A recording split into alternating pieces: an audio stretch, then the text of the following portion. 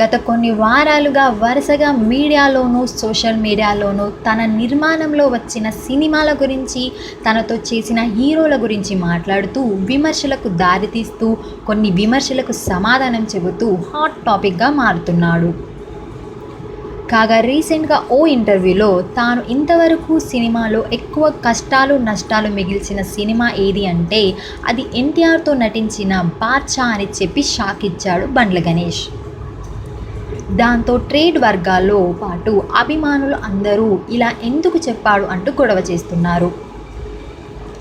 నిజానికి బండ్ల కెరీర్లో biggest flop ఏది అంటే అది తొలిసారిగా పవన్తో చేసిన తీన్మార్ అని చెప్పాలి. సుమారు 40 కోట్లకు పైగా బడ్జెట్తో తెరకెక్కిన ఆ సినిమా సుమారు 45 కోట్లకు పైగా బిజినెస్ చేసి అందులో 20 కోట్లు కూడా కలెక్ట్ చేయలేకపోయిందని ట్రేడ్ పండితుల అభిప్రాయం.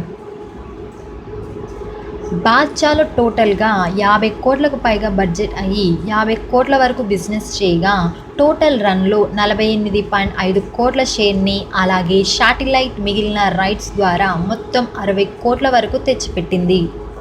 కానీ సినిమాకు అనుకున్న 40 కోట్ల బడ్జెట్లోపు తీయలేకపోయానని అన్నాడు బండ్ల. ఏ లెక్కన చూసినా తీన్మార్ ఆయన కెరీర్లో బిగ్గెస్ట్ బ్లండర్ అని చెప్పొచ్చు. మరిన్ని లేటెస్ట్ అప్డేట్స్ కోసం T2B లైవ్ని సబ్స్క్రైబ్ చేయండి. వీలైతే లైక్ చేయండి, కుదిరితే షేర్ చేయండి.